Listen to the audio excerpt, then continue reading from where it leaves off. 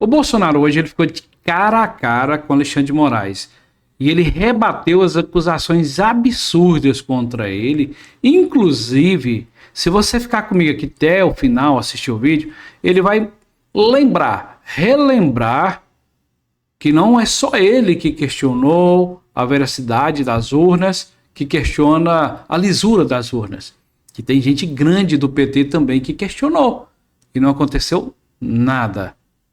Isso leva e mostra para nós, a população, que existem dois pesos e duas medidas, totalmente diferentes. E o Bolsonaro foi muito bem. Se você ficar comigo aqui e assistir o vídeo, você vai ver que o Bolsonaro, ele encarou de frente o Alexandre de Moraes e rebateu todas as narrativas que falam contra ele.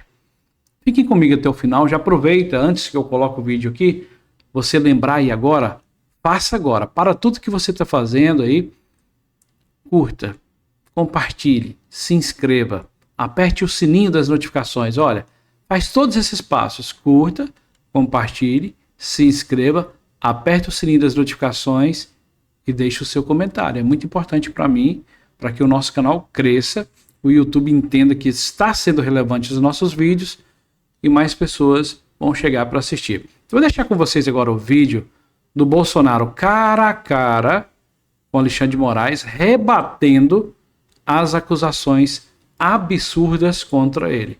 Fiquem comigo, não saia daí não. Logo, logo a gente volta. Senhor Luiz Fux, senhor Paulo Gonet. Eu fiquei 2 anos como vereador e 28 como parlamentar. A minha retórica sempre foi parecida com isso. Vamos lá.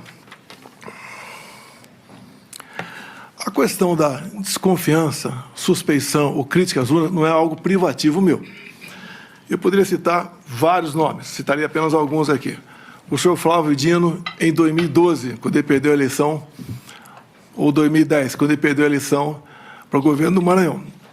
Ele diz, eu teria um vídeo, mas foi indeferido o pedido, mas no vídeo está o seguinte: hoje eu tive a oportunidade de ser vítima de um processo que precisa ser aprimorado, ser melhor auditado, que é o sistema das urnas eletrônicas. E depois, o senhor acredita que houve fraude? Houve várias modalidades. Palavra do senhor Flávio Dino.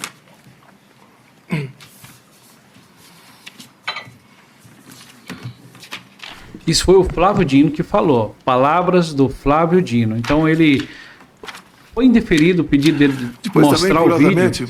Uma outra inserção no horário eleitoral gratuito do senhor Carlos Lupe. Por que, curiosamente? Foi ele que entrou com uma ação no TSE pela minha inelegibilidade, por crítica às urnas eletrônicas. Ele falava em fraude. Mas numa dessas inserções, aproximadamente 30 segundos, que até hoje está no Facebook dele, ele termina dizendo o seguinte: sem a impressão do voto, não há possibilidade de recontagem. Sem recontagem, a fraude impera. Repito a Vossa Excelência, até hoje isso está lá no Facebook do senhor Carlos Lupe. Eu batalhei muito na Câmara, desde 2012, pelo voto impresso. Consegui aprová-lo em 2015 para 2016. A senhora Dilma Rousseff vetou, a proposta voltou para o Congresso, só na Câmara nós derrubamos o veto, com votos do PT, inclusive. No Senado, algo parecido, também derrubamos o veto. Fiquei feliz que teríamos, em 2018, o voto impresso. Eu não lembro se eu pedi audiência ou o ministro Fux me convidou. Eu fui conversar com ele sobre essa questão. E ele mostrou para mim que 5% das sessões eleitorais do Brasil teria o voto impresso. Por que 5%? Porque não tinha recurso para mais coisa. E, com o tempo, ia chegar a 100%. Fiquei muito feliz, agradecer ao ministro Fux, me tratou muito bem.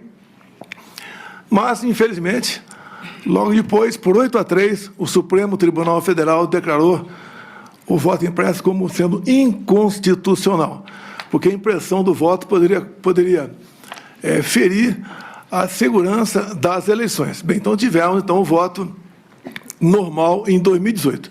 A minha campanha 2018, algo atípico, com todo respeito, nem eu esperava que me eleger presidente, tendo em vista quem eu era. Eu era um parlamentar que não era parlamentar de partido, eu não tinha apoios políticos, mas acabei, então, como desde 2014, após o segundo turno das eleições, eu me lancei pelo Brasil falando que ia disputar a eleição em 2018, acabei me elegendo sem antes passar por uma facada, quase me levou a óbito.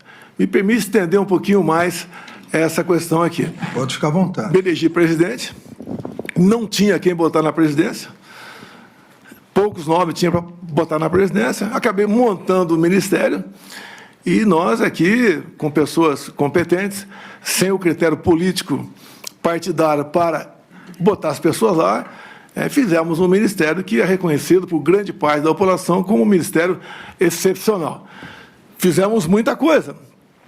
Lei da Liberdade Econômica, o PIX, Água para o Nordeste, Bolsa Família, triplicamos o seu valor, marcos, entre tantas outras coisas. A questão do armamento também, apesar de ser acusado de ser um armamentista visando a violência diminuiu quase 30% entre o governo anterior e o meu governo, tendo em vista a política de armamento. Bem, outra coisa importante também, onde comecei a criar inimizades cada vez maiores, desde o começo do meu mandato, foi na escolha de pessoas para compor aqui bancos oficiais estatais. Só falar de duas estatais só. Porto de Santos dava um prejuízo de 500 milhões por ano, entreguei com lucro de 500 milhões. Então, esse 1 bi ia para algum lugar, para algum ralo, ganhei inimizades por aí. Uma outra, para ser mais rápido, Itaipu Binacional. Chegamos lá, botei o senhor Silvio Luna como presidente da estatal, e ao longo de 4 anos, nós reduzimos a tarifa em dólar de 45%, e uma empresa que era conhecida apenas por gerar energia, o que ela fez a mais? Fez a segunda ponte com o Paraguai, uma ponte com 170 metros de vão. Começamos a fazer a segunda ponte Porto Mutinho. Alongamos em 600 metros o aeroporto de Foz do Iguaçu. Mais ainda, atendemos com pequenas obras de infraestrutura mais de 50 municípios no entorno da bacia. Asfaltamos a Transboiadeira, 43 quilômetros. Fizemos o acesso aos aeroportos. Ou seja, sobrou dinheiro para fazer muita coisa lá. E, obviamente, isso, no passado, a tarifa era cheia e nem obra era feita e era usada à vontade esse recurso. Por que à vontade? Porque é uma empresa que não é auditada pelo TCU por ser binacional. O que os conselhos decidem, está decidido e ninguém toca mais no assunto. Então, quando a gente começa a tapar os ralos da corrupção, aparece uma enormidade de pessoas que vão contra a gente. Eu não cortei recursos para a imprensa por ser malvado. É que eu fui o único presidente, senhor ministro, o único que tinha um teto de gasto pela frente. Eu não podia gastar mais do que aquilo, diferentemente do que acontece agora, do que acontecia antes de mim. Ganhei também, então, uma antipatia enorme da imprensa contra a minha pessoa. E também a questão das pautas dos costumes, né? Eu sou católico, minha esposa é evangélica, e eu sempre preservei a família e a inocência de criança em sala de aula. Mais um foco de atenção contra a gente. E até do próprio Supremo Tribunal Federal, respeitosamente, eu tinha pelo menos uma ação por semana para me explicar em 24, 48 horas o porquê daquilo. Mas faz parte da regra. Vossa Excelência, o senhor ministro Fux, aqui do Supremo, não me viram desrespeitar uma só ordem do senhor. Não me viram em nenhum momento eu agi contra a Constituição. Eu joguei dentro das 4 linhas o tempo todo. Muitas vezes me revoltava, falava palavrão, me revoltava, tá? Falava o que devia falar, sei disso, mas, no meu entender, fiz aquilo que tinha que ser feito. Quanto à providência... Vamos só até aqui, porque o vídeo é longo, mas ele falou tudo que precisava, e eu acredito nele. Melhorou o país, teve o teto de gastos ali que cercaram ele todo, o tempo todo. Teve Covid, Brumadinho, e ele entregou o Brasil redondinho. E é lógico, como ele fala, obviamente, isso mexeu com muita gente poderosa, muita gente que não gostou, porque ele estancou as torneiras da corrupção.